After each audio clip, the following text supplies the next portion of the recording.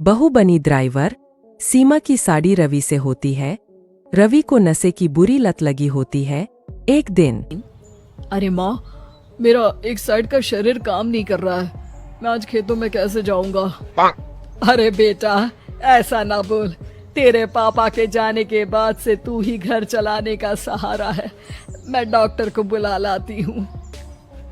देखिए बहन जी, रोहन के शरीर के एक साइड में लकवा है। अब वो कभी ट्रैक्टर नहीं चला पाएगा। घर में मंहूसियत का माहौल हो जाता है। लीजिए माँ जी, रोटी खा लीजिए। अरे बेटा, मुझे तो भविष्य की चिंता हो रही है। मेरा एक ही बेटा है और वो भी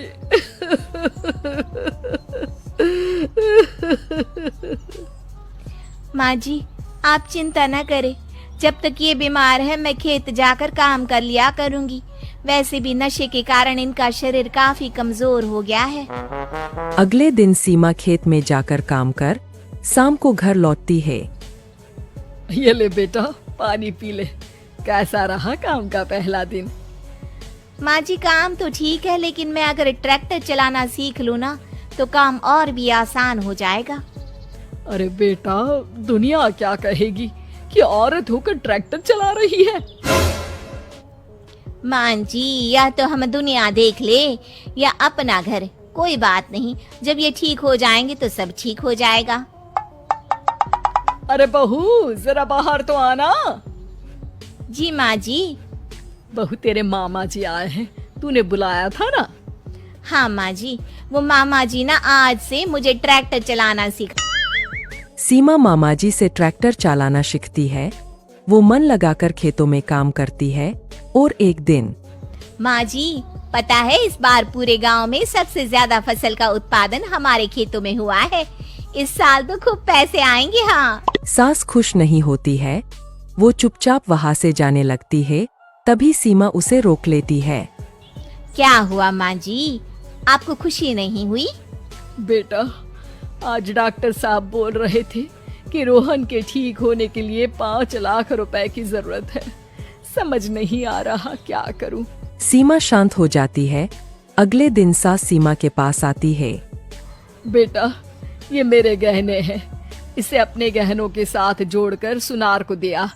जितने पैसे हो ले आ। डॉक्टर को आज ही देने हैं। सीमा अपने गहने और सास के गहनों को लेकर दुकान में बेचकर पैसे लेकर घर आ जाती है।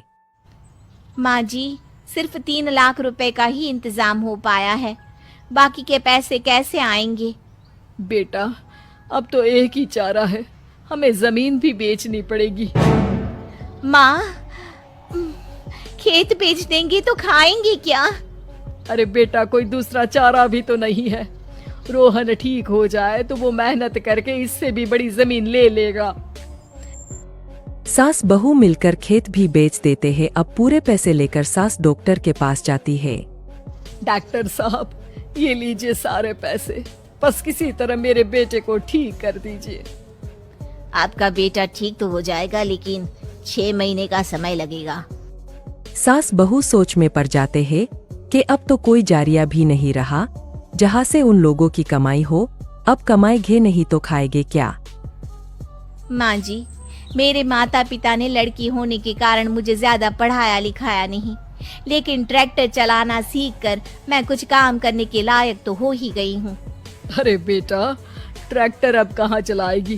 खेत तो बिक गए हैं। माँ जी, मैं किसी और के खेतों में दिहाड़ी में काम कर लूंगी। कुछ तो पैसे आएंगे ही ना। कहकर सीमा काम करना स्टार्ट कर देती है। जैसे तैसे उन पैसों से गुजारा चल ही रहा था। माँ जी, पास के अस्पताल से मुझे नौकरी के लिए ऑफर आया है। पैसे भी ये 4 गुना ज्यादा मिलेंगे और अब खाने पीने दवाई के साथ हम कुछ पैसे भविष्य के लिए भी जोड़ पाएंगे। लेकिन काम क्या है बहू? माँ जी, मुझे अस्पताल की एम्बुलेंस चलानी है। अरे, तू तो मेरी बहू नहीं, बेटा है। बेटा, जरूर जा बेटा। और हाँ, तूने पूरे गांव में एक मिसाल कायम कर दिया कि हर काम हर कोई कर सकता है। उनके लिए लड़की या लड़का होने की कोई जरूरत नहीं। सीमा मन लगाकर काम करना शुरू कर देती है। आगे जाकर वो चाइनीज बहू। चाइनीज बहू हमारी याद तो है ना आपको? भूले तो नहीं ना? हाँ भाई, थोड़ी देर में ही सही, लेकिन चाइनीज बहू की कहानी आ ही गई। क्या हो रहा है ये देश में? चाइना ने तो आतंक ही मचा रखा है। अरे क्या हो गया? क्यों चाइना को कोसता रहता है? भूल मत, तेरी ससुराल चाइना की ही है। हाँ माँ, पर ये देखना, लड़ाई झगड़े, ये बीमारी, ऊपर से ये देश कितना चालाक है, अंदर न जाने क्या क्या करता रहता है। तभी अंदर से बहू की चिल्लाने की आवाज आती है। अरे क्या हो गया बहू, क्यों चिल्ला रही है? माँ जी, ये देखिए, ये रूस ने यूक्रेन की हालत क्या कर दी है। ऊपर से चाइना में डर बड़ा लॉकडाउन लग गया है। माँ जी, अब क्या किया जाए? अरे तो तुम लोगों को क्या परेशानी हो रही है, मैं तो यही नहीं समझ पा रही हूँ। वो क्या है ना माँ, हम लोग चाइना जाने की सोच रहे थे, सांगसू के भाई की शादी है। तो क्या? अरे कौन सा उन लोगों के यहाँ भाई घोड़ी चढ़ता है जो बहन काजल लगाकर नेक लगी। माँ जी, उसकी आंखें बहुत छोटी छोटी है, उसमें या तो पुतली रह सकती है या काजल। साले की पुतली निकाल कर काजल लगा दो, अंधा कहीं का। क्या क्या बोले तुम मेरे भाई के बारे में? अरे नहीं नहीं बहू, वो तो बोल रहा था कि तुझे नेग मिल जाएगा। हाँ, बहन है ना तो उसकी। नहीं नहीं माँ जी, मैं सब समझती, ये मेरे भाई का मजाक बनाते रहते। कितना सीधा है मेरा भाई, बिल्कुल छिपकली जैसा।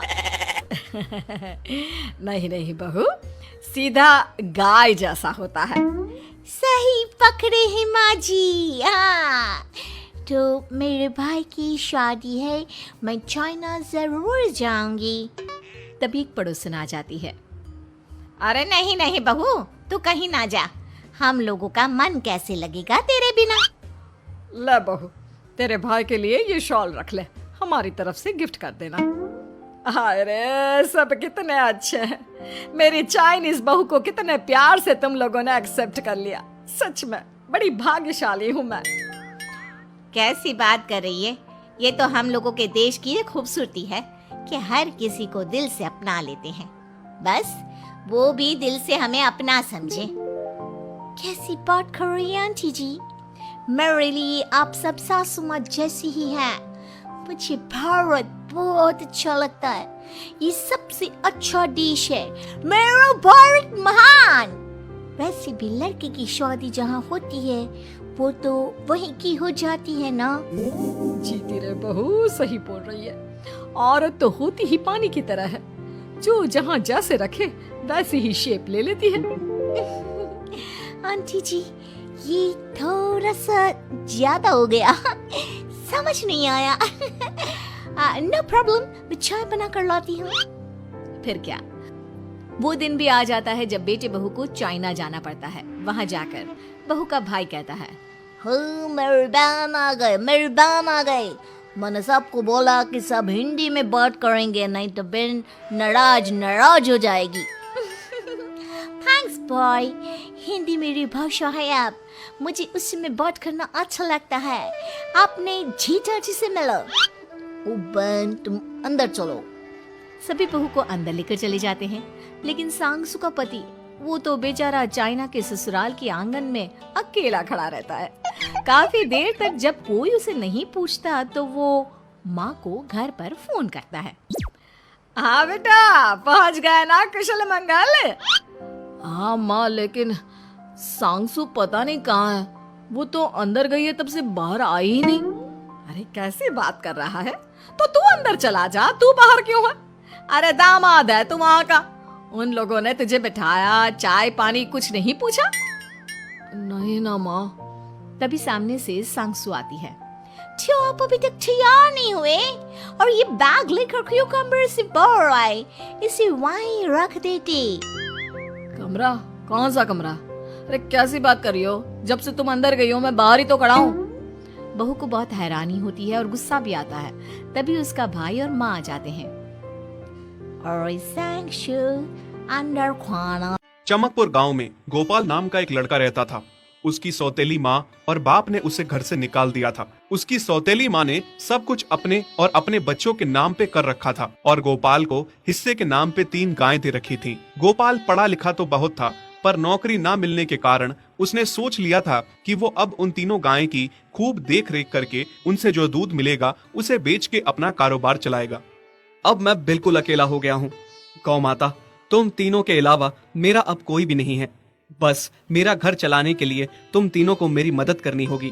तीनों गायें बहुत ही हट्टी कट्टी और जवान थीं और रिश्ते में भी एक दूसरे की बहनें लगती थीं। चंपा, चमेली और मैना। मैना सबसे बड़ी और समझदार गाय थी।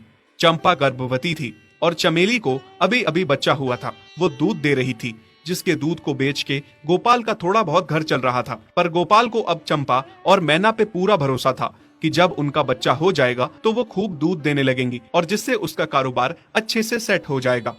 देखा चमेली बहन, हमारे मालिक को कितनी उम्मीदें हैं हम तीनों से। हाँ चंपा, सुना मैंने, मालिक ने हमसे कितनी सारी उम्मीदें लगा रखी हैं। और उम्मीद रखे भी क्यों ना, कितना समय खर्च करते हैं मालिक हम पे और कितनी सेवा करते हैं हमारी, कितना खिलाते पिलाते हैं हमें। और फिर हम मालिक की उम्मीदों पे खरा ना उतरेंगी तो धिक्कार है हमारी जिंदगी पर। सही कह रही हो बहन तुम। चलो हम तो मालिक के लिए कुछ ना कुछ कर ही लेंगे। तुमने बच्चा दे दिया है, दूध भी दे रही हो, मैं भी गर्भवती हूँ। थोड़े दिनों में मैं भी बच्चे को जन्म दे दूंगी, फिर दूध भी देने लगूंगी। लेकिन इस मैना दीदी को देखो, हम दोनों से बड़ी हैं, एक बार भी बच्चा ना दे पाई आज तक। क्या इसका फर्ज नहीं बनता मालिक के लिए कुछ? ये तो बड़ी हैं, हमसे ज्यादा इसको मालिक के लिए करना चाहिए था, लेकिन हम छोटी होकर इतना सोच रहे हैं। तुम दोनों ऐसा क्यों कह रही हो? क्या गलत कह रहे हैं हम? सही तो कह रहे हैं। कितने सालों से बांझ पड़ी हो तुम। ऐसा कैसे कह सकती हो तुम? बच्चा देना ना देना मेरे हाथ में थोड़े ना है। मैं भी तो माँ बनना चाहती हूँ ना। मैं भी चाहती हूँ कि दूध दूँ और मालिक को मेरे दूध से कुछ फायदा हो। अरे तुम क्या बच्चा दोगी जो इतने सालों से नहीं दे पाई? तुम ये ख्वाब लेना बंद करो कि तुम बच्चा दोगी और तुम्हारे दूध से मालिक को कोई फायदा होगा। दोनों छोटी बहनें बड़ी बहन मैना की बेबसी का मजाक उड़ाती हैं और उस पे हंसती हैं। इस बात से मैना बहुत दुखी होती है और रोती है कि उसी की बहनें उसको दिलासा देने की बजाय उसे ताने मार रही हैं, उसका मजाक उड़ा रही हैं। फिर एक दिन गोपाल का पड़ोसी उससे कहता है, अरे गोपाल, तुम्हारी 2 गायें तो ठीक है, एक गाय का क्या है? उससे तुम्हें कोई फायदा नहीं है, बेच क्यों नहीं देते उसे? अरे नहीं नहीं भाई साहब, बेचना क्यों उसे? अभी बच्चा नहीं दे रही तो क्या पता कल वो बच्चा दे दे। कोई भी काम जल्दबाजी में नहीं करना चाहिए। अरे नहीं गोपाल, मेरे कहने का ये मतलब था कि तुम्हें अपना कारोबार जल्द खड़ा करने की जरूरत है, क्योंकि तुम्हारे घर वालों ने तुम्हारे साथ जो कुछ भी किया वो बहुत गलत था। अब तुम्हें जो भी करना है अकेले ही करना है। आगे शादी भी तो करनी है तुम्हें, उसके लिए भी खूब पैसा कमाना पड़ेगा। जब तुम्हारी सारी गायें दूध देंगी तभी तो कारोबार अच्छा चलेगा ना। हाँ, बात तो तुम सही कह रहे हो भाई। मेरी मानो तो तुम अपनी गायों को क्रॉस करवा के देख लो, शायद उससे बच्चा हो जाए। हाँ, ये सुझाव तुमने सही दिया, मैं कल ही ऐसा कर लेता हूँ। सुना तुमने मैना बहन मालिक की बातों को? कितना परेशान है मालिक तुम्हारी वजह से, पर तुम्हें तो कोई बात कह ही नहीं सकते। झट से बुरा जो मान जाती हो तुम। मैना ये सब सुन के बहुत दुखी होती है, पर करती भी क्या, उसके हाथ में कुछ नहीं था। गोपाल ने मैना को क्रॉस करवा के भी देखा, पर उसका भी कोई फायदा नहीं हुआ। गोपाल, जो सुझाव मैंने तुम्हें दिया था, क्या वो तुमने आजमाया? हाँ भाई, वो भी करके देख लिया, पर उसका भी कोई असर ना हुआ। ये गाय किसी काम की नहीं है गोपाल, मेरी मानो तो इसे बेच दो। मैं सोच रहा हूँ एक बार फिर से क्रॉस करवा के देखता हूँ, शायद कोई बात बन जाए। देख लो, पर मुझे नहीं लगता। देखा, इन लोगों को भी पता चल गया तुम बच्चा नहीं दे सकती, तुम बांझ ही रहोगी। सही कह रही हो तुम दीदी, इतने जतन करने के बाद भी बच्चा नहीं हो रहा तो अब क्या होगा? गोपाल मैना को एक बार फिर से क्रॉस करवा लेता है। दोनों बहनें चंपा और चमेली मैना के बांझपन का मजाक उड़ाती हैं और उस पे खूब हंसती हैं। फिर एक दिन मैना चमेली के बच्चे के साथ खेल रही थी कि तभी चंपा देख लेती है। हाँ देख तो चमेली दीदी, ये मैना दीदी तेरे बच्चे के साथ क्या कर रही है? मुझे समझ में नहीं आ रहा, तू इस बांझ के साथ अपने बच्चे को कैसे छोड़ सकती है? जब मेरा बच्चा आ जाएगा मैं बैठ जाते हैं। लेकिन अगले दिन सास ने दोनों बहुओं को सबक सिखाने का फैसला किया। अगली शाम रसोई से बर्तन धोने की आवाज आती है। दीदी, अभी तो हम रसोई में गए भी नहीं, फिर ये बर्तन धोने की आवाज कहाँ से आ रही है? चलो देखते हैं। दोनों अंदर जाकर देखती हैं तो अनुज बर्तन मांज रहा होता है, रोहन धो रहा होता है और बूढ़ी सास पार्वती खाना बनाने लगती है। ये देख उन दोनों को बड़ी शर्मिंदगी होती है। ये आप सब क्या कर रहे हैं? बहू, अब तुम दोनों से तो ना बर्तन धुलते हैं ना खाना बनता है, तो हमने सोचा हम खुद ही ये काम कर लेते हैं ताकि हमें रात की रसोई खाना तो नसीब हो। तुम दोनों जाओ और आराम करो। नहीं माँ जी, हमें माफ कर दीजिए, हमारी रहते आपको ये सब काम करना पड़ रहा है। हाँ माँ जी, हमसे भूल हो गई, हमें अपनी गलती का एहसास हो चुका है। अब से आपको कभी शिकायत का मौका नहीं देंगे। हमारे रहते हमारे पतियों को जूठे बर्तन और माँ जी आपको खाना बनाना पड़ रहा है। नहीं नहीं नहीं, आप सब बाहर जाइए, हम 1 घंटे में खाना बनाकर लाते हैं। अच्छा ठीक है, तुम कहती हो तो रहने देते हैं। चलो बेटा। माँ और बेटे बाहर आकर खूब हंसते हैं और एक दूसरे को आंख मारकर कहते हैं, मिशन सक्सेसफुल।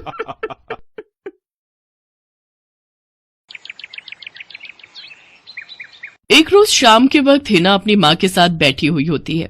तभी वो अपने फोन में अपनी माँ को एक लड़की की फोटो दिखाते हुए कहती है, माँ ये देखो, ये लड़की कितनी मॉडर्न एंड टॉल है, ये मेरे भैया के साथ एकदम फिट बैठेगी। तभी उस घर की बड़ी बहू मानसी वहां आती है। चलिए माँ जी, हिना दीदी खाना लग गया है। बहू यहाँ तो आ, ये देख हम तेरे देवर के लिए रिश्ता.com की साइट पे लड़की ढूंढ रहे हैं जो कि सुंदर होने के साथ साथ अमीर भी है। अब तेरे गरीब मायके वालों ने दहेज के नाम पर 1-2 चीज पकड़ा दी बस, इसलिए अब मैं अपनी छोटी बहू अमीर खानदान की लाऊंगी जो कि भर भर कर दहेज लाए। हाँ, वो अपनी बड़ी बहू को ताने दे ही रही थी कि तभी उसका छोटा बेटा हितांश एक मॉडर्न लड़की के साथ घर आता है। उन दोनों के गले में वरमाला डली हुई थी। हितांश बेटा, ये लड़की कौन है? माँ ये जूली है और हम दोनों ने शादी कर ली है। क्या तुम दोनों ने शादी कर ली? मैं नहीं मानती इस शादी को। हाँ तो किसे फर्क पड़ता है आपके मानने या ना मानने से? वैसे भी वो कहावत तो आपने सुनी ही होगी कि जब मियाँ बीबी राजी तो क्या करेगा काजी। मैं जानती हूँ, जरूर इस डायन ने ही तुझे भड़काया होगा। मैं इस डायन को हरगिज अपनी बहू नहीं मानूंगी। भले ही आप ना मानो, लेकिन लीगली तौर पर मैं ही तो हूँ आपकी बहू। इसलिए अब जल्दी से जाइए और आरती की थाली लाकर मेरा गृह प्रवेश कीजिए। सास बेमन से अपनी नई बहू का स्वागत करती है। जूली हितांश के साथ अपने कमरे में चली जाती है। हे राम, माँ अपनी इस नई छैल छबीली के तेवर देखे, इसके तो रंग ढंग ही अलग है, बड़ा ही घमंड है इसमें। तू चिंता मत कर बेटी, कल इसका ससुराल में पहला दिन है, तुम देखना अगर मैंने भी इसका घमंड चूर चूर नहीं किया तो। अगले दिन सुबह हितांश के पिता यानी जूली के ससुर अपनी पत्नी से कहते हैं, विमला देखो तो, सुबह के 10 बजने को हैं और ये नई बहू अभी तक अपने कमरे में सोई पड़ी है और आज इसका रसोई में पहला दिन है और ये अभी तक अपने कमरे में है। तुम रुको जी, अभी मैं इसकी खबर लेती हूँ। नई बहू, अरे ओ नई बहू। कुछ देर बाद जूली वहां आती है। क्या बात है मम्मी जी, क्यों सुबह सुबह इस घर को मच्छी बाजार बनाकर रखा है? छोटी बहू, ये क्या तरीका है अपनी सास से बात करने का? हितांश, हितांश जरा बाहर आना तो। अब क्या हुआ जूली डार्लिंग? तुम चुपचाप से अपने बाप को समझा लो कि वो मुझसे तमीज में रहकर बात किया करे। पिताजी, आपने सुना जूली ने क्या कहा? नालायक, इस दिन के लिए पैदा किया है क्या तुझे कि तू अपनी बीवी का जोरू का गुलाम बन जाए? बस आपसे ही सीखा है पिताजी। जूली की सास खाने की लिस्ट नई बहू के हाथ में देती है और कहती है, ये ले, ये तेरी पहली रसोई की लिस्ट है, आज तुझे ये सब खाना हम सबके लिए बनाना है। और हाँ, उसके बाद किचन की साफ सफाई भी कर देना। सासू माँ, ना तो मैं खाना बनाऊंगी और ना ही सफाई करूंगी। बहू आई है घर में, कोई काम वाली बाई नहीं जो उसे आते ही काम बता दिए। भले ही ससुराल में मेरा पहला दिन हो, लेकिन इस पहले दिन से अब आप लोगों की जिंदगी बदलने वाली है। तो मेरी प्यारी ननद जी, पहले तो आप इस घर की साफ सफाई करोगी और सासू माँ आप बनाएंगी खाना, और वो भी मेरी पसंद का। मैं ये सब नहीं करूंगी, समझी? देवरानी जी, ये सब क्या कह रही हैं आप? हम इस घर की बहू हैं और ससुराल वालों का ख्याल रखना हमारा फर्ज है। जेठानी जी, इन जैसे फर्जी लोगों के लिए काहे का फर्ज? इनके साथ तो यही होना चाहिए। बड़ी जुबान चलती है तेरी, मैं तो तुझे छत से धक्का ही दे दूंगी, फिर तू भूतनी बनकर भटकती रहना। और ये हो गई आपकी कही बातों की सारी रिकॉर्डिंग। अब अगर सासू माँ आप